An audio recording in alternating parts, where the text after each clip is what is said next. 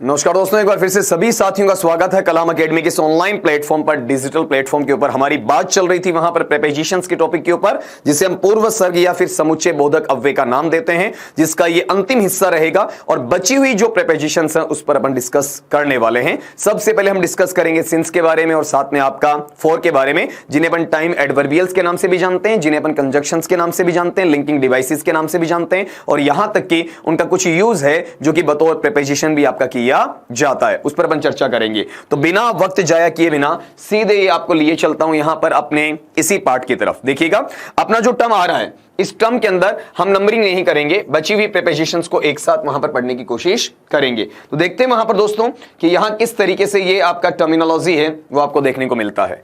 आपका एक टर्म होता है सिंस का, इसको नंबरिंग नहीं दे रहा हूं मैं, आपका सीधा सीधा आपको बताने की तरफ चल रहा हूं। और दूसरा टर्म है आपका फॉर का।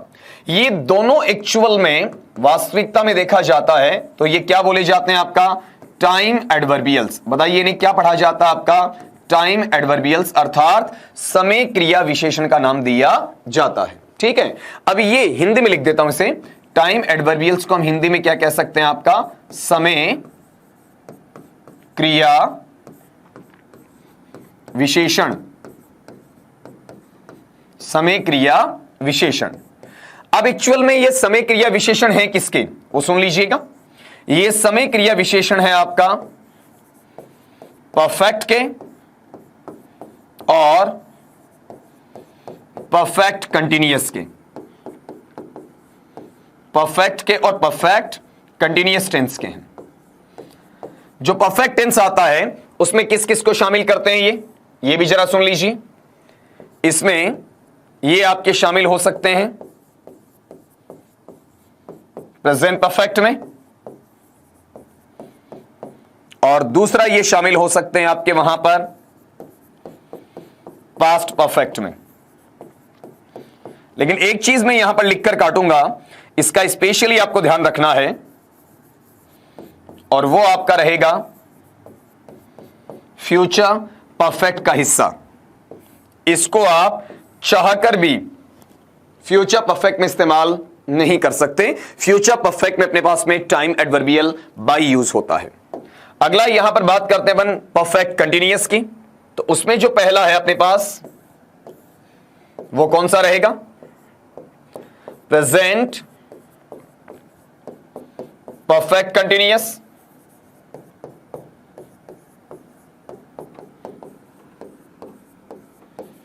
दूसरा जो टर्म इसमें आता है वो रहेगा आपका पास्ट परफेक्ट कंटीन्यूअस। तीसरा जो आप टर्म इसमें लेते हैं वो रहेगा फ्यूचर परफेक्ट कंटीन्यूअस। कुल मिला के सीधी सी बात ये रहेगी कि अपने पास में ये जो टर्मिनोलॉजी आपको दी जा रही है, इसके अंदर ये कहां कहां काम आता है ये आपको पता होना चाहिए। तो ये अपने पास में ये एक्चुअल में 5 टेंसेज में काम आएगा, जिसमें प्रेजेंट परफेक्ट है, प्रेजेंट परफेक्ट कंटीन्यूअस है, पास्ट परफेक्ट है, पास्ट परफेक्ट कंटीन्यूअस है, और आपका फ्यूचर परफेक्ट कंटीन्यूअस है। यहां काम आएगा। अब ये कैसे काम आता है, जब मैं पॉइंट ऑफ टाइम की बात करता हूं, जब मैं पॉइंट ऑफ टाइम की बात करता हूं, इसे अपन क्या पढ़ेंगे, आपका निश्चित समय बिंदु। निश्चित समय बिंदु। तो मुझे सिंस का प्रयोग करना चाहिए, और अगर मैं पॉइंट ऑफ टाइम की बजाय पीरियड ऑफ टाइम की बात करता हूं तो इसे कहा जाता है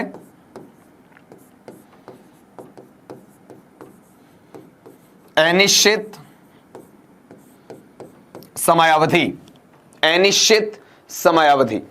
अब ये निश्चित समय बिंदु और अनिश्चित समयावधि से संबंध क्या है फॉर एग्जाम्पल आपने किसी वर्ष का नाम बताया, जैसे 2005 है, 1985 है, 2000 है, 2022 है, 2021 है, 2018 है, ऐसा ये निश्चित में जाएगा। आपने कोई वार बताया, Sunday, Monday, Tuesday, Wednesday, Thursday, Friday, Saturday, तो ये निश्चित में है। आपने महीने का नाम बताया, जनवरी, फरवरी, मार्च, अप्रैल, मई, जून, जुलाई, अगस्त, सितंबर, अक्टूबर, नवंबर, दिसंबर, तो ये निश्चित है। आपने ऐसा बताया मॉर्निंग है, आफ्टरनून है, इवनिंग है या नाइट है, या फिर आपका नून है या मिड नून है या मिडनाइट है, तो भी ये निश्चित है। आपने किसी ऋतु का नाम बताया, जैसे समर ग्रीष्म ऋतु है, रेनी वर्षा ऋतु है, ऑटम पतझड़ ऋतु है, विंटर सर्द ऋतु है, स्प्रिंग बसंत ऋतु है, तो भी ये आपका निश्चित है। आपने टाइम बताया 1 से 12 AM है, 1 से 12 PM है, या 1 से 24 ओ क्लॉक ऑफ द क्लॉक है आपका, ये भी आपका निश्चित में काउंट रहेगा। इस तरीके से आप जैसे सनसेट बताते हैं, सूर्यास्त सनराइज बताते हैं, सूर्योदय डॉन प्रातःकाल बताते हैं, डस्क संध्या काल बताते हैं, ट्विलाइट आपका गोधूली बेला बताते हैं आपका, इस टाइप का भी जो टाइम होता है वो भी निश्चित में आएगा। आप बोलते हैं टुडे आज का दिन, टुनाइट आज की रात है, टुमारो आने वाला कल है, द नेक्स्ट डे आने वाला कल है, द फॉलोइंग डे उसके बाद आने वाला कल या परसों है, यस्टरडे बीता हुआ कल है, लास्ट डे गत दिन है आपका, प्रीवियस डे जो पूर्व दिन है आपका, द डे बिफोर यस्टरडे है जो पीछे वाला परसों है, ये सारा भी किस पे है, निश्चित में। लेकिन अगर आपने ये कहा 5 घंटे, तो कौन से 5 घंटे, 5 से 10 है कि 6 से 11 के बीच में है, या फिर 3 से 8 के बीच में जानकारी नहीं है, तो ये अनिश्चित है। आपने कहा समटाइम्स कुछ समय, थोड़ा समय, कितना समय, 1 घंटा 2 घंटा नहीं पता। आपने कहा वहां पर 3 घंटे, 3 घंटे कौन से, 3 से 6 हैं कि 6 से 9, इसकी जानकारी नहीं है, ठीक है। आपने कहा 5 दिन, कौन से 5 दिन, आपने कहा 2 सप्ताह, कौन से 2 सप्ताह, आपने कहा 8 महीने, कौन से 8 महीने, आपने कहा 15 साल, कौन से 15 साल, इनकी जानकारी नहीं है। तो ये पॉइंट ऑफ टाइम की बजाय किस में चला जाएगा, आपका पीरियड ऑफ टाइम में। तो पॉइंट ऑफ टाइम में मैं किसका यूज करूंगा, आपका सिंस का यूज करूंगा, और पीरियड ऑफ टाइम में मैं किसका यूज करूंगा, फॉर का। ये तो ठीक है कि निश्चित समय बिंदु पे मैं इसका यूज कर लूंगा, और अनिश्चित जो समयावधि है उसमें मैं फॉर का यूज कर लूंगा। लेकिन इससे पहले मेरे पास में यह जानकारी होनी चाहिए, मुझे इस चीज का पता होना चाहिए, मुझे यह जानकारी रखनी है कि इन टेंसेस को मैं कैसे पहचानूं। जब तक टेंसेस की जानकारी मुझे नहीं होगी तब तक मैं इसे फाइंड आउट नहीं करूंगा। तो क्यों ना हम एक पूरी जानकारी ले लें कि टेंस का जो संबंध होता है, तो टेंस की पहचान कैसे करते हैं, यह भी हमें पता होना चाहिए। क्योंकि एक्चुअल में हमारा क्वेश्चन है वो टेंस के नाम से भी बनता है, जिसमें अपना एक टॉपिक जुड़ा हुआ है, correct forms of the verb या सीक्वेंस ऑफ टेंस या टाइम एंड टेंस या टेंस एंड टाइम कह सकते हो, अकेले टेंस का नाम भी वहां पर दे सकते हो। तो ये चीज जो अब आपको बताने जा रहा हूं, ये 2 जगह काम आएगी, प्रीपोजिशंस में आपके इन 5 को पहचानने में, और बाकी टेंस की आइडेंटिफिकेशन या बाकी टेंस की जानकारी करने में भी ये आपको यूटिलाइजेशन देगी, आपकी उपयोगिता वहां पर बनाएगी। तो 1 बाय 1 अपन उनकी जानकारी लेते हैं, उसके बाद में सिंस या फॉर पर वापिस लौट कर आएंगे अपन। देखिए अपने टेंस के नाम पर हम एक एक टुकड़ा सीखते हैं। अगर मैं जानकारी यहां पर लेता हूं आपका प्रेजेंट सिंपल, जिसे दूसरे नाम पर क्या कहूंगा मैं, आपका सिंपल प्रेजेंट, या इसे ही मैं तीसरे टर्म में बोलना चाहूं तो इसे मैं क्या नाम दे सकता हूं, आपका प्रेजेंट इंडेफिनिट। अगर यह होता है तो मेरी जानकारी क्या है, मेरी पहचान क्या है, वो ये रहेगी, या तो मुझे सेंटेंस में वर्ब का फर्स्ट फॉर्म मिलेगा, आवश्यकता अनुसार उसमें एस या ईएस मिलेगा, ठीक है, और या फिर मुझे उसी सेंटेंस में क्या मिलेगा, डू या डज, आवश्यकता अनुसार नोट हो भी सकता है और नहीं भी हो सकता, प्लस में वर्ब का फर्स्ट फॉर्म। यह पहचान किसकी रहेगी, प्रेजेंट सिंपल या सिंपल प्रेजेंट या प्रेजेंट इंडेफिनिट की रहेगी। क्लियर। अगली बात अपन यहां पर करते हैं दूसरे की। दूसरे अपने पास में बोला जाएगा प्रेजेंट कंटिन्यूअस, या फिर क्या कहेंगे, प्रेजेंट प्रोग्रेसिव। प्रेजेंट कंटिन्यूअस या फिर प्रेजेंट प्रोग्रेसिव, इसमें मुझे लगाना क्या है, इज, एम, आर, प्लस में वर्ब का फर्स्ट फॉर्म और प्लस में आईएनजी। नोट तो आ भी सकता नहीं भी आ सकता, दोनों बातें हैं। फिर अगले में चलते हैं अपन। तीसरी जो अपनी पहचान है, इनको याद रखना सबको, ये पीडीएफ में आपको मिलने ही वाले हैं। लेकिन सबसे पहली चीज ये है कि ये एक जगह नहीं बल्कि डाई फंक्शनल, बाई फंक्शनल 2 जगह काम करेगा आपका। टेंस वाले में भी काम करेगा, प्रीपोजिशन में भी काम करेगा। प्रेजेंट परफेक्ट को पहचानने का तरीका क्या है, आपके पास क्या होना चाहिए, हैज या हैव प्लस में वर्ब का थर्ड फॉर्म, नॉट आ भी सकता और नहीं आ सकता। ये अभी अपन सीख ही रहे थे सिंसियर फॉर्म में, प्रेजेंट परफेक्ट अपने को चाहिए। फिर अगला जो हिस्सा आता है वो प्रेजेंट कंटिन्यूअस और प्रेजेंट परफेक्ट को मिलाकर आएगा और इसे क्या पढ़ा जाएगा, प्रेजेंट परफेक्ट कंटिन्यूअस या फिर प्रेजेंट परफेक्ट प्रोग्रेसिव। और इस पैटर्न के अंदर हमें क्या मिलेगा, हैज या हैव प्लस में बीन प्लस में वर्ब का फर्स्ट फॉर्म प्लस आईएनजी। अगलापन लेते हैं, इसमें वो रहेगा अपना पास्ट सिंपल।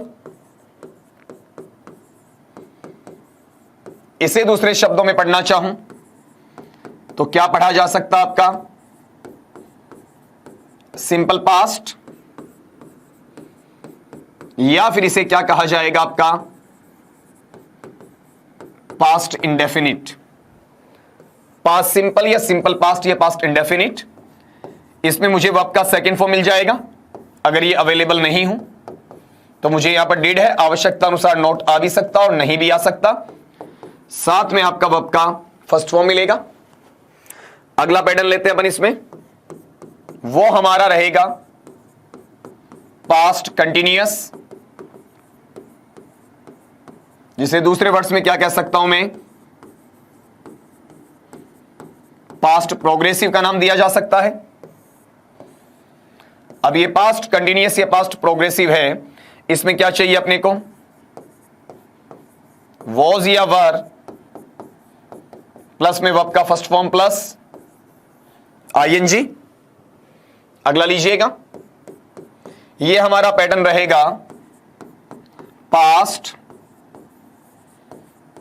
परफेक्ट का, और पास्ट परफेक्ट में हमें क्या याद रखना है, हैड के साथ वर्ब का थर्ड फॉर्म। एक एक चीज साथ में नोट भी करनी है और कोशिश करना कि याद भी आपको रहे।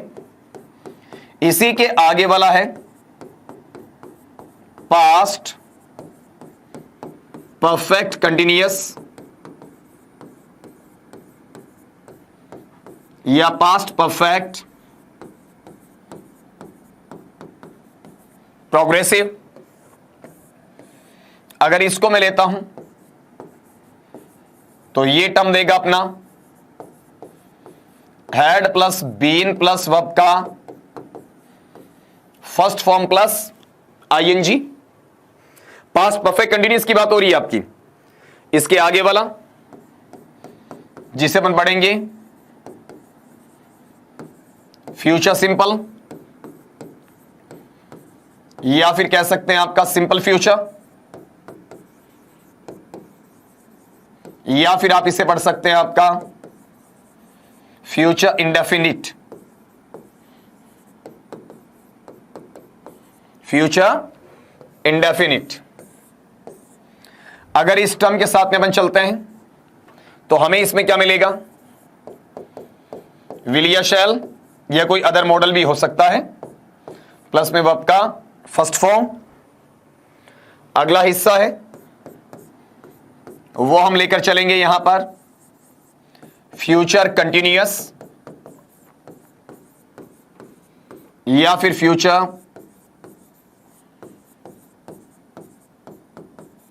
प्रोग्रेसिव, और इस टर्म में हम लेकर चलेंगे आपका विल या शैल प्लस में बी प्लस में वर्ब का फर्स्ट फॉर्म और प्लस में आईएनजी। फिर अगला टर्म इसमें लेते हैं फ्यूचर परफेक्ट या फ्यूचर प्लू परफेक्ट या फ्यूचर परफेक्टिव। इसमें हमें मिलता है विल या शैल प्लस में हैव और प्लस में वर्ब का थर्ड फॉर्म। फिर अगला हिस्सा जाएगा, लास्ट का है ये फ्यूचर परफेक्ट कंटिन्यूअस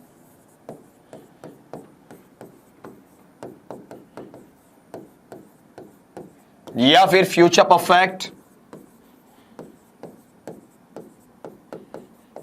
प्रोग्रेसिव, ये जो अपना टर्म है ये चला जाएगा आपके लिए।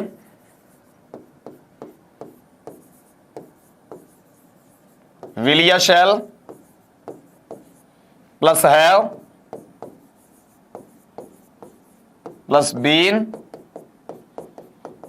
प्लस में वर्ब का फर्स्ट फॉर्म प्लस आईएनजी। एक बार इसे रिकेपिचुलेट कीजिए कि हमने वहां पर क्या क्या पढ़ा है। एक एक चीज को देखने की कोशिश कीजिएगा वन बाय वन। अपनी बात यहां चल रही थी कि सिंस या फोर में, सिंस या फोर है उसमें सिंस पॉइंट ऑफ टाइम के लिए, फोर आपका पीरियड ऑफ टाइम के लिए। तो मुझे 5 टेंसेस की जानकारी चाहिए थी जिसमें इसका यूज किया जा सकता है। प्रेजेंट परफेक्ट है, पास्ट परफेक्ट है, प्रेजेंट परफेक्ट कंटीन्यूअस है, पास्ट परफेक्ट कंटीन्यूअस है, फ्यूचर परफेक्ट कंटीन्यूअस है।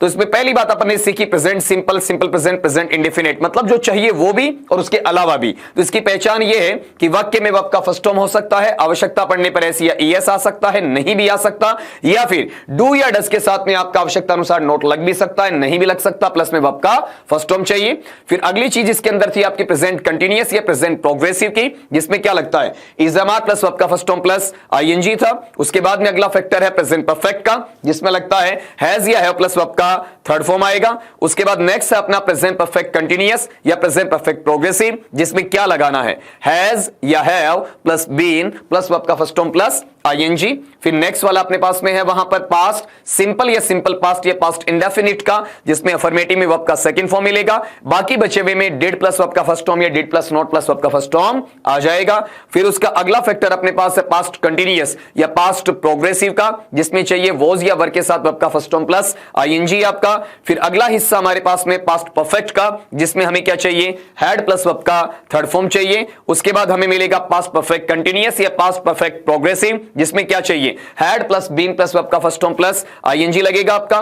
फिर उसके बाद चाहिए फ्यूचर सिंपल या सिंपल फ्यूचर या फ्यूचर इंडेफिनिट, उसमें क्या चाहिए विल या शैल प्लस वर्ब का फर्स्ट फॉर्म चाहिए। नेक्स्ट अपना है फ्यूचर कंटीन्यूअस या फ्यूचर प्रोग्रेसिव, जिसमें क्या मिलेगा विल या shall plus be plus verb का फर्स्ट फॉर्म प्लस आईएनजी रहेगा। फिर नेक्स्ट वाला है फ्यूचर परफेक्ट, जिसमें विल या शैल के साथ में हैव प्लस वर्ब का थर्ड फॉर्म रहेगा आपका। और फिर नेक्स्ट वाला था फ्यूचर परफेक्ट कंटीन्यूअस या फ्यूचर प्रोग्रेसिव, जिसमें क्या चाहिए विल या shall plus have plus been plus verb का फर्स्ट फॉर्म प्लस आईएनजी। तो एक चीज आपने देखी कि अगर प्रेजेंट परफेक्ट आता तो हैज या हैव के साथ वर्ब का थर्ड फॉर्म ले लेगा, पास्ट परफेक्ट आता तो हैड के साथ वर्ब का थर्ड फॉर्म ले लेगा। ये दो पहचान याद रखनी है।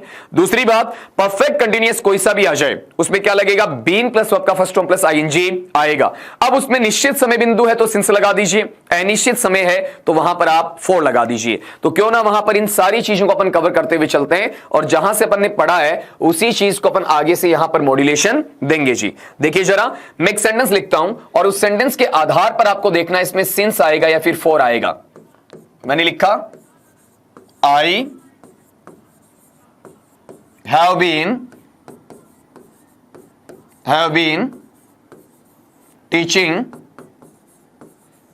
टीचिंग इंग्लिश ब्लैंक स्पेस 2002 कि मैं 2002 से अंग्रेजी विषय का अध्यापन कार्य करवा रहा हूं या फिर अंग्रेजी विषय पढ़ा रहा हूं। तो यहां पर एक फैक्टर आपको चेक करना है, कौन सा, वो देखिएगा कि आपके पास में यहां क्या मिल रहा है बीन के साथ में वर्ब का फर्स्ट फॉर्म प्लस आईएनजी आ रहा है और यहां पर टाइम आ रहा है और ये 2002 कैसा है आपका पॉइंट ऑफ टाइम है, निश्चित समय बिंदु है। और साथ में अगर टेंस को आप चेक करते हैं तो टेंस के आधार पर ये यहां पर हैव है, हैव के साथ में आपका बीन आ रहा है और प्लस में क्या मिल रहा है वर्ब का फर्स्ट फॉर्म प्लस आईएनजी। अगर इसकी बात अपन कर रहे हैं तो ये टर्म किस में जाएगा बताओ, देखिए आपका प्रेजेंट परफेक्ट कंटीन्यूअस में जा रहा है, प्रेजेंट परफेक्ट कंटीन्यूअस में। ठीक है, तो दोनों बातें पूरी हो रही हैं। प्रेजेंट परफेक्ट कंटीन्यूअस मुझे मिल रहा है, पॉइंट ऑफ टाइम मुझे मिल रहा है, मतलब सिंस या फोर में से मैं लेना चाहूं तो यहां पर निश्चित समय बिंदु के लिए क्या लग जाएगा सिंस। क्यों ना इसी सेंटेंस को अपन मॉड्यूलेशन देते हैं और इस सेंटेंस को मॉड्यूलेशन देकर इसे फोर में लाने की कोशिश करते हैं। सेम का सेम सेंटेंस, खाली अपन टाइम को चेंज करेंगे। जैसे सेंटेंस ये बनता है I have been teaching English blank space 20 years. अब आप पहचाने इसमें, आपको पता चल रहा है कि हैव के साथ में बीन है, बीन के साथ में वर्ब का फर्स्ट फॉर्म प्लस आईएनजी है। ये क्लियर कर रहा है कि मेरा टेंस कौन सा है, प्रेजेंट परफेक्ट कंटीन्यूअस है। यहां पर आपके पास में टाइम आ रहा है 20 साल, लेकिन कौन से 20 साल, इनकी एग्जैक्ट जानकारी हमें नहीं मिल रही है।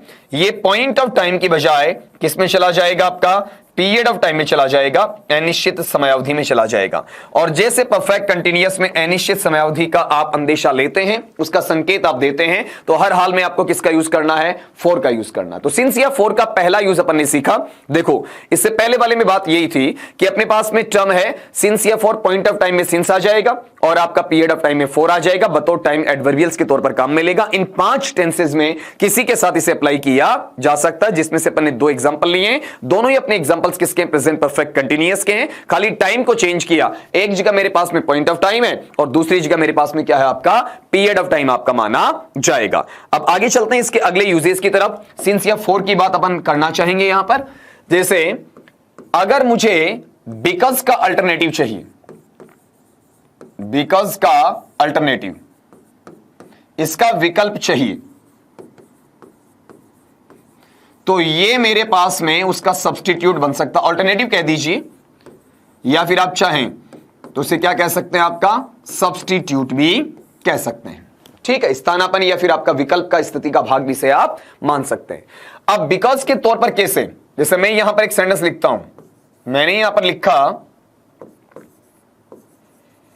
Raman was whipping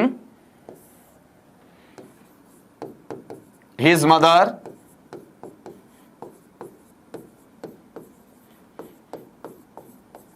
slapped him। अब चेक करना इसका मीनिंग क्या निकला। रमन रो रहा था क्योंकि उसकी मां ने उसे थप्पड़ मारा। अब यहां क्योंकि का अर्थ देने के लिए बतौर लिंकिंग डिवाइस में किसका इस्तेमाल कर सकता हूं, बिकॉज का। मैं ये नहीं कह रहा कि यहां पर मुझे सिंस या फॉर आपका प्रीपोजिशन के तौर पे चाहिए, लेकिन सिंस या फॉर जहां पर भी आपका ग्रामर में टच होता है तो आपको पता होना चाहिए कि किसका अर्थ देता है, कहां कहां प्रयुक्त होता है, तो आपको सीधा आंसर निकालना आना चाहिए। तो यहां जो बिकॉज है अगर नहीं मिलता तो यही मीनिंग मुझे कौन दे सकता है, सिंस दे सकता है।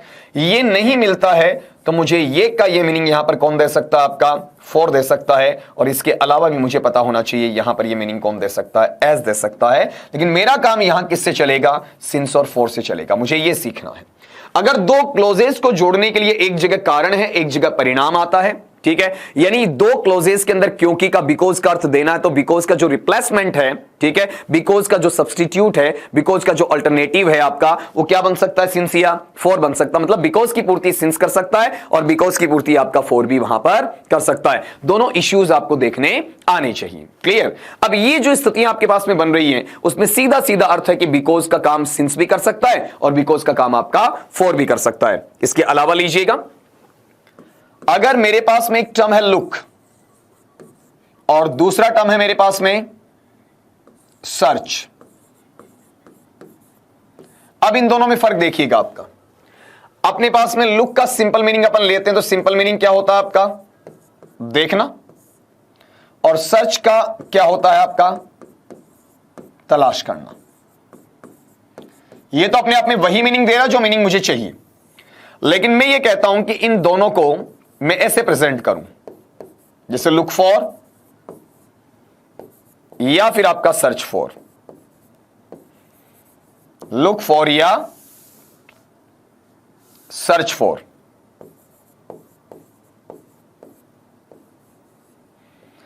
अब ये जो टर्म आपके पास में आ रहे हैं दोनों, ये दोनों के दोनों बतौर फ्रेजल वर्ब या संयुक्त क्रिया के तौर पर यही मीनिंग देंगे जो मैंने राइट साइड में आगे लिख रखा आपका। यहां पर मुझे मीनिंग मिल सकता है तलाश करने का, और या फिर यहां पर मीनिंग आ सकता है ढूंढने का। तो जब भी आपको लुक या सर्च के साथ, मैं ये नहीं कहूंगा कि लुक के साथ हमेशा फॉर आएगा, ये भी नहीं कहूंगा सर्च के साथ हमेशा फॉर आएगा, इनके साथ डिफरेंट प्रीपोजिशंस आ सकते हैं आपकी। लेकिन अगर लुक या सर्च के साथ में आपको तलाश करने या ढूंढने या खोजने का अर्थ देना पड़े तो वहां पर यह हमेशा क्या ले लेगा, फॉर ले लेगा, बशर्ते मेरा मीनिंग किसका होना चाहिए, तलाश करने या ढूंढने का होना चाहिए। जैसे आप लोगों के लिए मैं यहां पर एक सेंटेंस डालता हूं और मैंने लिखा all of you are looking blank space a government job, कि आप सारे के सारे वहां पर एक अच्छी सरकारी नौकरी की तलाश कर रहे हैं, सरकारी नौकरी की खोज में है, उसे ढूंढ रहे हैं। तो यहां जो लुक है उसी से लुकिंग बना है, क्योंकि लुक के मुझे पांचों फॉर्म आने चाहिए, मुझे पता होना चाहिए लुक के क्या क्या फॉर्म बनते हैं।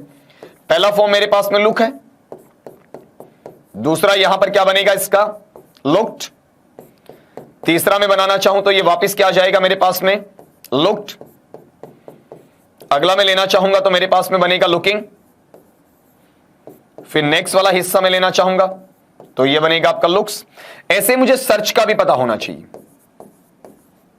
सर्च इसका पास्ट फॉर्म बनेगा सर्च्ड, फिर अगला पार्ट इसका लेना चाहें तो भी ये सर्च्ड, फिर नेक्स्ट वाले में यहां पर क्या आ जाएगा आपका सर्चिंग, और फिर यहां पर टर्म बनेगा आपका सर्चेस। ये लीजिए, तो look looked looked looking looks search searched searched searching searches. अब इनमें से कोई सा भी 10 शब्द हो गए, इन 10 में से किसी भी एक शब्द के साथ में तलाश करने या ढूंढने का मीनिंग मुझे देना पड़े तो वहां पर मैं किसका इस्तेमाल करूंगा फॉर का। तो देखिए आप सारे के सारे एक सरकारी नौकरी की तलाश कर रहे हैं, तो यहां पर मीनिंग मुझे किसका मिल रहा है तलाश करने का या ढूंढने का, और बना किससे है लुक से बना, तो मैं इसमें क्या अप्लाई कर दूंगा फॉर। यहां मैंने सिंस नहीं लिखा भाई, ये देखिएगा यहां मैंने किसका यूज बताया आपका फॉर का यूज बताया, यहां सिंस से कोई लेना देना नहीं है आपका। अब अगला पैटर्न इसी का, अभी सिंस और फॉर उसी की बात अपन कर रहे हैं। अगर आपको किसी पर्पस को बताना हो, आपको कोई उद्देश्य बताना हो, तो उस पर्पस या उद्देश्य को शो करने के लिए भी आप किसका इस्तेमाल करेंगे फॉर का इस्तेमाल करेंगे। देखिएगा जरा, यहां पर आपका सिंस नहीं आएगा, यहां सिंस की कोई वैल्यू नहीं, केवल किसका फॉर का। जैसे मैं ये लिखता हूं we are working hard for our success. Answer मैं आपका बोल चुका हूं और पता भी चला होगा कैसे आया। हम कठोर मेहनत कर रहे हैं, किस लिए मेहनत कर रहे हैं, हमारा उद्देश्य कठोर मेहनत करने का क्या है कि हमें सफलता प्राप्त हो जाए, हम सफलता अर्जित कर लें, सफलता को वहां पर प्राप्त कर लेवें। ठीक है, तो यहां पर जो टर्म आ रहा है वी आर वर्किंग हार्ड, हम कठोर मेहनत कर रहे हैं किसके लिए हमारी सफलता के लिए, तो यह हमारा पर्पस बनेगा, हमारा उद्देश्य बनेगा, और उस उद्देश्य विशेष के लिए हम क्या लगा देंगे फॉर। लेकिन यहां सिंस नहीं आएगा। फिर कह रहा हूं पहली बात सर्च या लुक के साथ तलाश करने ढूंढने के अर्थ में फॉर आ रहा था, दूसरी बात पर्पस या उद्देश्य के अर्थ में भी क्या रहेगा आपका फॉर रहेगा, यहां भी सिंस का कोई लेना देना नहीं है। फिर अगला टर्म लीजिएगा, इसमें फॉर का ही एक यूज और बचता है, वो आपको सीखना है। वो ये, अगर किसी भी प्रोडक्ट को, किसी भी उत्पाद को आपको सेल करना है अर्थात बेचना है, या फिर आपका परचेज करना है अर्थात उसे खरीदना है, तो उसके लिए आप क्या शो करते हैं प्रोडक्ट शो करते हैं, और प्रोडक्ट के साथ में डायरेक्टली प्राइस बताते हैं, उसकी कीमत बताते हैं कि प्रोडक्ट का नाम बता दिया और सीधी सीधी उसकी कीमत बता दी। इसमें कोई भी ऐसा मेजरिंग वर्ड नहीं आएगा, ग्राम है किलोग्राम ऐसा कुछ नहीं आएगा, इसमें ऐसा कोई पार्ट आपका नहीं रहेगा जिसमें आप ये कहें लीटर है, मीटर है, सेंटीमीटर है, इंच है, फुट है, मिलीमीटर है, ऐसा कोई पार्ट नहीं आना चाहिए। सीधा सीधा आपका क्या आएगा वहां पर प्रोडक्ट और प्रोडक्ट की कीमत। फॉर एग्जांपल मेरे हाथ में एक रिमोट है, अब ये रिमोट है तो एक प्रोडक्ट है, और मैंने कहा ये रिमोट एक 2000 का है कि 5000 का है कि 10,000 का है कि 500 का है कि 200 का है, बस सीधा सीधा मैंने इसकी प्राइस बता दी, सीधी सीधी मैंने इसकी कीमत शो कर दी, तो ये पार्ट किस में चला जाएगा आपका वहां पर फॉर में चला जाएगा। एक एग्जांपल इसका लेकर देखते हैं, उसे क्लियर करने की कोशिश करते हैं कि I bought a pen blank space 20 rupees, कि मैंने एक पेन 20 रुपए में खरीदा, मैंने एक पेन 20 रुपए में खरीदा, ठीक है। अब ये जो टर्मिनोलॉजी अपने पास आ रही है, इस टर्मिनोलॉजी के आधार पर आपको ये समझना पड़ेगा कि हमें क्या बताया जा रहा है। हमें ये कहा जा रहा है इसके अंदर कि भैया आपका एक प्रोडक्ट है, और प्रोडक्ट इसमें कौन है, आपका पेन बनेगा, और इसकी कीमत बताई गई, कीमत कितनी है, 20 रुपया। अब ये जो आपकी कीमत बताई गई उसमें कोई लीटर मीटर ऐसा कुछ नहीं है, ग्राम किलोग्राम ऐसा कुछ नहीं है, सीधा प्रोडक्ट सीधी कीमत बता दी गई। तो आप यहां किसका इस्तेमाल कर देंगे, फॉर का, कि मैंने ये जमीन का टुकड़ा 2 लाख रुपए में खरीदा, मैंने ये आपका वाहन है, ये साधन है, उसे 5 लाख रुपए में खरीदा, मैंने वहां पर ये प्लास्टिक की बोतल इसे 40 रुपए में खरीदा। सीधा सीधा डॉलर्स हो सकता है, यूरोज हो सकता है, स्टर्लिंग्स हो सकता है, पाउंड्स हो सकता है, येन हो सकता है, दरहम हो सकता है, रियाल हो सकता है, टकाज हो सकता है, यानी कैसा भी आपका वहां पर करेंसी या फिर मुद्रा क्यों ना हो, लेकिन उसे सीधा बताया जाना चाहिए, बीच में कोई मापक शब्द अलग से लिया नहीं जाना चाहिए। तो वहां पर हम उसको बताने के लिए किसका इस्तेमाल कर देंगे, आपका फॉर का इस्तेमाल कर देंगे। तो ये सारी जानकारी दोस्तों किसके बारे में थी, आपकी वहां पर सिंसिया फॉर के बारे में थी। अब एक नया पैटर्न अपन इसमें लेकर चलेंगे, और वो पैटर्न अगली प्रीपोजिशन के बारे में होगा आपका, और वो सबसे स्ट्रॉन्ग प्रीपोजिशन और सबसे लेंथी प्रीपोजिशन भी आपकी समझी जाती है। इसे अपन पढ़ते हैं एट। पहली बात, इसके शाब्दिक अर्थ के अपन लेते हैं, तो इसका शाब्दिक अर्थ हमारा क्या बनेगा, पर बनेगा। एट का शाब्दिक अर्थ क्या रहेगा जी, आपका पर रहेगा। क्लैरिटी आई। अब ये जो एट का हिस्सा आपके पास में आ रहा है, एट को अपन कहां कहां इस्तेमाल करते हैं, एट का पहला यूज होता है किसी भी स्मॉल प्लेस के लिए। कोई भी छोटा स्थान आपको बताना है तो छोटे स्थान को अभिव्यक्त करने के लिए आप किसका यूज करेंगे, एट का। और कंपैरेटिवली होगा, मैं ब्रैकेट में लिख रहा हूं आपका कंपैरेटिवली, तुलनात्मक आधार पर आपका दिया जाएगा अगर पेपर में आपसे पूछा जाता है तो, ठीक है। डायरेक्टली ऐसा नहीं कि छोटा स्थान देके आपसे पूछ लिया, ऐसी गुंजाइश कम होती है। फॉर एग्जाम्पल, अगर मैंने ऐसा लिखा, I live blank space Sikar blank space Rajasthan. अब पढ़िएगा जरा इसे, कि मैं राजस्थान के सीकर जिले में रहता हूं या राजस्थान के सीकर जगह पर रहता हूं, तो यहां पर मुझे कंपैरेटिवली पढ़ना पड़ेगा। सीकर मेरे पास में छोटी जगह है, राजस्थान मेरे पास में बड़ी जगह है, तो बड़े स्थान के नाम से पहले मैं इनका यूज करता हूं, और कंपैरेटिवली छोटा स्थान होगा तो वहां पर मैं किसका इस्तेमाल करूंगा, एट का। सीधी सी बात है आपकी। और हां, कोई गली का, कोई मोहल्ले का, कोई कस्बे का, कोई वार्ड का, ठीक है, तो ऐसा नाम आ जाए तो चाहे बड़े स्थान का नाम ना दिया जाए, कोई फर्क नहीं पड़ रहा है, वहां पर डायरेक्टली आप किसका इस्तेमाल कर लेंगे, एट का इस्तेमाल कर लेंगे। अब इसी में एक चीज आपको और सीखनी है, ये स्मॉल प्लेसेस में से कुछ ऐसे होते हैं जिन्हें फिक्स्ड स्मॉल प्लेसेस का नाम दिया जा सकता है। निश्चित तौर पर आपके छोटे स्थान है, उसका नाम भी आपको वहां पर दिया जा सकता है। अब ये फिक्स्ड स्मॉल प्लेसेस में कौन से आएंगे आपके, जैसे आपके पास में टर्म आ जाता है, आपने बोला बस स्टैंड, या फिर आपने टर्म दिया है रेलवे स्टेशन, या फिर हो सकता है एयरपोर्ट, हवाई अड्डे के लिए, या फिर वेजिटेबल मार्केट, सब्जी मंडी के लिए। अगर इनमें से किसी एक का इस्तेमाल आप बताते हैं तो भी फिक्सेशन में क्या ले लेगा, एट ले लेगा। मतलब ये शब्द आ गए तो आपको डायरेक्टली किसको अप्लाई कर देना है, एट को अप्लाई कर देना, विदाउट एनी हेजिटेशन, बिना किसी संकोच के, बिना किसी हिचकिचाहट के। अगला इसी का पैटर्न अपन सीखते हैं, एट का ही चल रहा है अभी। एट का जो हम तीसरा यूज लेंगे, देखो दो सीख चुके हैं, small place, fixed small places वाला। अब तीसरा हम लेंगे, वो रहेगा अपना टाइम पॉइंट का, जनरल टाइम पॉइंट का। मैं यहां ब्रैकेट में एक टर्म डालूंगा आपका जनरल।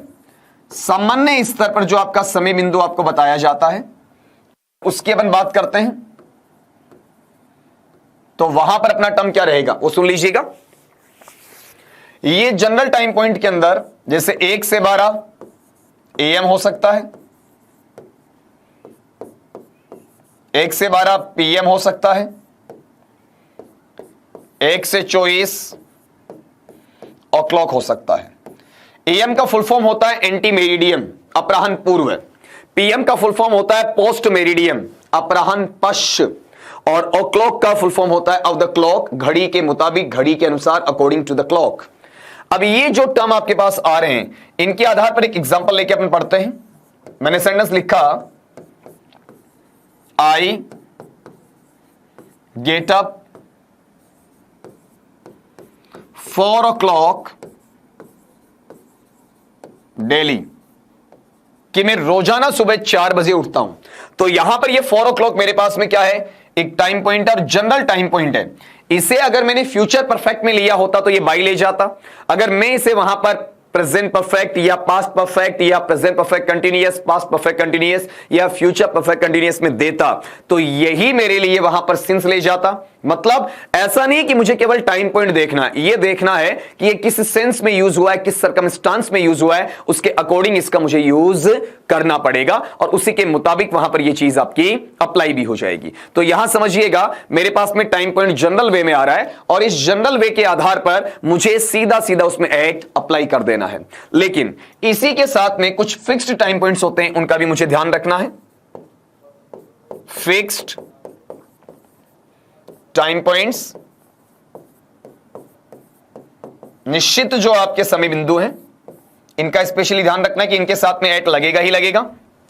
ये जो टाइम पॉइंट्स हैं वो कौन से हैं, जैसे आपने कहा सनराइज, सूर्योदय है, सनसेट, सूर्यास्त है, डॉन, प्रातःकाल है, उषाकाल है, डस्क, संध्याकाल या सायंकाल है, ट्विलाइट, गोधूली बेला है, नून, दोपहर है, मिडनून, मध्य दोपहर है, या फिर मिडनाइट, मध्य रात्रि। अगर इनके सेंस में आपकी बात बताई जाए तो यहां पर ये फिक्सेशन में अपने से पहले क्या ले लेंगे, आपका एट ले लेंगे। अगर जनरल टाइम पॉइंट है 1 से 12 AM है, 1 से 12 PM है, 1 से 24 o'clock है, तो एट लेना ही लेना है आपका। अगर उसमें present perfect, past perfect, present perfect continuous, past perfect continuous, future perfect continuous नहीं है तो।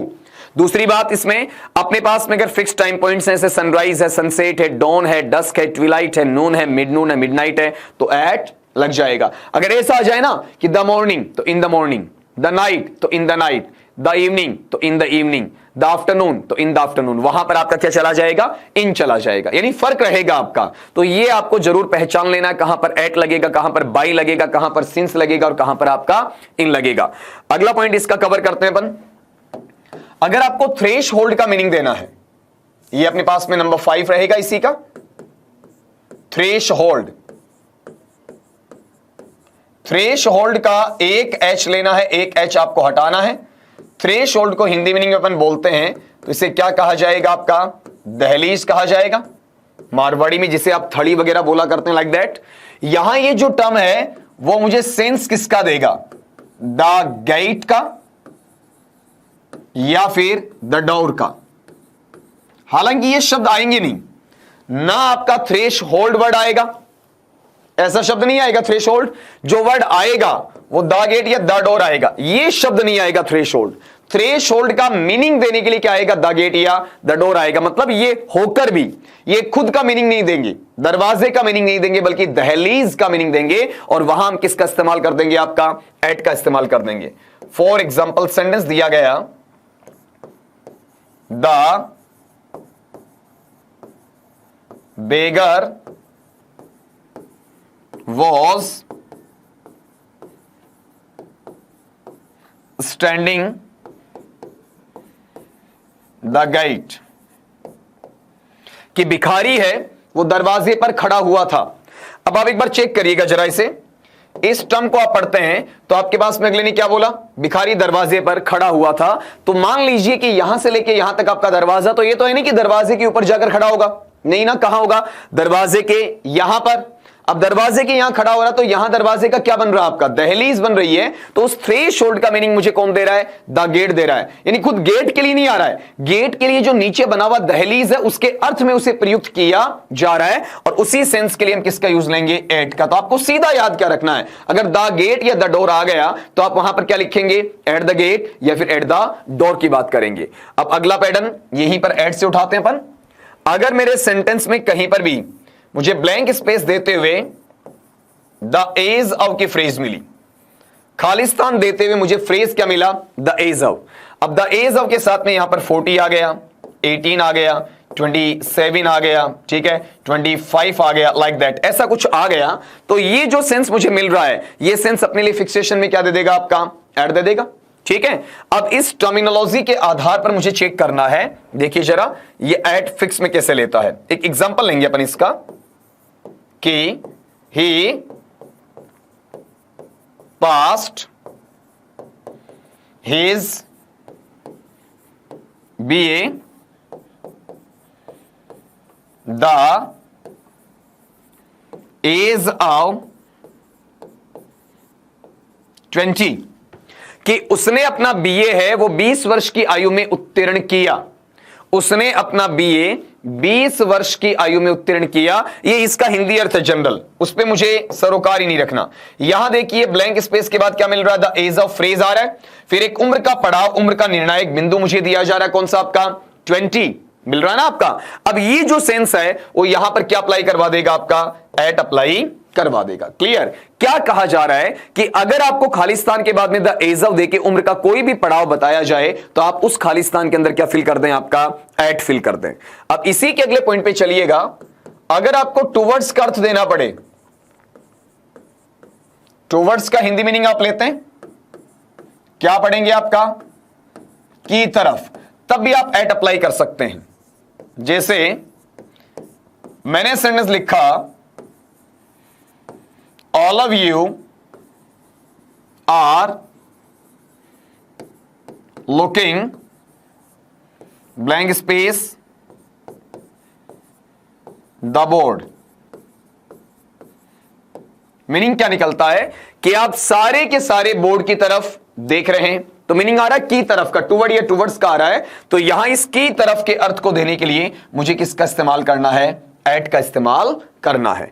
ठीक इसी तरीके से अगर मुझे कहीं पर भी किनारे का मीनिंग देना हो, ठीक है, अब ये जो किनारे का मीनिंग है वो कोस्ट का भी हो सकता है, समुद्री तट का हो सकता है, किसी सिंपल ब्रिंक का भी हो सकता है, किसी सिंपल एज का भी हो सकता है, ये किनारे से जुड़े हुए आपके पार्ट होते हैं, ठीक है। या फिर कोई सिंपल बैंक, बैंक का एक मीनिंग विश्वास करना वर्ब में होता है, और वैसे बैंक का एक मीनिंग किनारा नाउन में भी लिया जाता है आपका, ठीक है। तो वहां पर मैं किसका इस्तेमाल कर सकता हूं, एट का। मैं हिंदी में लिख देता हूं अगर इंग्लिश में आपको वर्ड याद ना रहे, किनारा या फिर आपका तट बताएं, किनारा या तट बताएं, तो वहां पर आप क्या कहेंगे, एट का इस्तेमाल कहेंगे। जैसे सेंटेंस दिया गया, रवि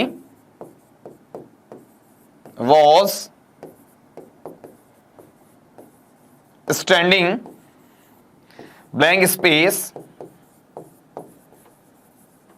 द एज ऑफ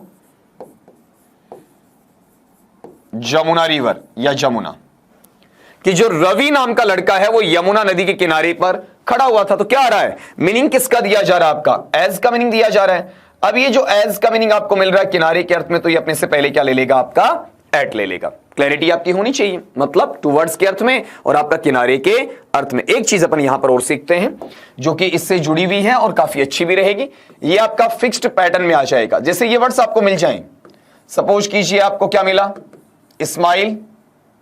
अब इसमें एक चीज ये ध्यान रखनी है, मैं यहां पर पहले आपको समझा देता हूं कि ये फिक्स्ड पैटर्न में जाएगा। फिक्स्ड पैटर्न में मतलब इनके साथ ये लगेगा ही लगेगा, तो आपको इनको एक साथ ही याद कर लेना है।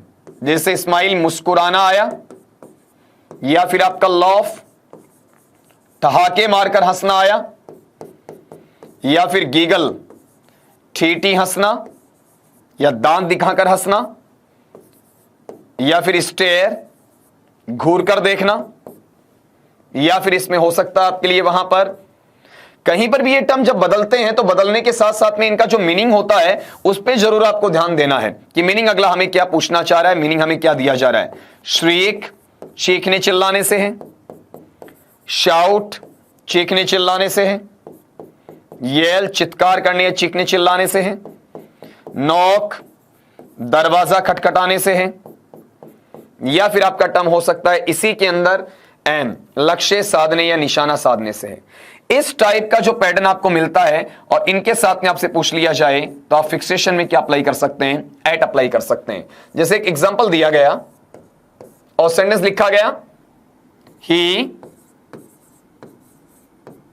Smiled blank space the poor guy. Meaning पे जाना ही नहीं कि वह उस गरीब लड़के लड़की को देख के मुस्कुराए, ऐसा कुछ नहीं देखना।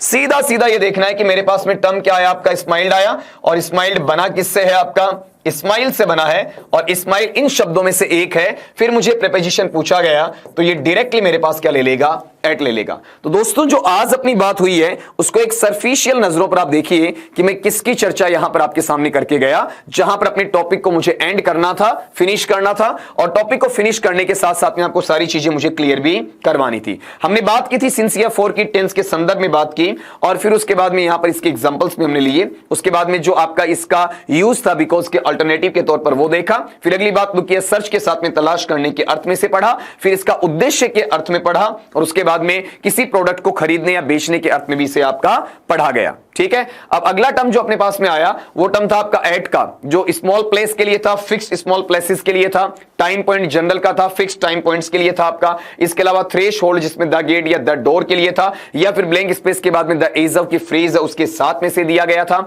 टूवर्ड या टूवर्ड्स के अर्थ में था, किनारे या तट के अर्थ में था, या फिर कुछ ऐसे वर्ड जैसे आपका स्माइल है, लॉफ है, गिगल है, स्टेयर है, श्रीक है, शाउट है, येल है, नॉक है, एम है, इनके साथ इनका यूज वहां पर बताया गया। अगली बात हमने टेंस की पहचान देखी, प्रेजेंट सिंपल की क्या पहचान है, प्रेजेंट कंटीन्यूअस की क्या पहचान है, प्रेजेंट परफेक्ट की क्या पहचान है, प्रेजेंट परफेक्ट कंटीन्यूअस की क्या पहचान है, पास्ट सिंपल की क्या पहचान है, पास्ट कंटीन्यूअस की क्या पहचान है, आपका पास्ट परफेक्ट की क्या पहचान होती है, पास्ट परफेक्ट कंटीन्यूअस की क्या पहचान होती है, फ्यूचर सिंपल की क्या पहचान होती है, फ्यूचर कंटीन्यूअस की क्या पहचान होती है, फ्यूचर परफेक्ट की क्या पहचान होती है, फ्यूचर परफेक्ट कंटीन्यूअस की क्या पहचान होती है। कुल मिलाकर हमने यहां पर एक तीर से दो निशाने साधने का काम किया है, जहां पर प्रीपोजिशन वाला पार्ट तो किया ही किया, और जो टेंस की आइडेंटिफिकेशन जिसकी आपकी काफी डिमांड भी थी वो चीज भी आपको इसके अंदर बता दी, तो उसकी अलग से मुझे क्लास आपको लेनी नहीं पड़ेगी, अलग से आपका वीडियो रिकॉर्ड नहीं करना पड़ेगा, सीधा सीधा उसी के अंदर वो एक पंथ दो काज वाली स्थिति आपकी बन जाएगी। तो दोस्तों इसी के साथ में अपना टॉपिक प्रीपोजिशंस है, उसको वहां पर बिल्कुल विधिवत समाप्ति देता हूं मैं, और मिलता हूं आपको एक नए टॉपिक के साथ में, नई जोश नई ऊर्जा के साथ में, वहां पर नई क्लास में।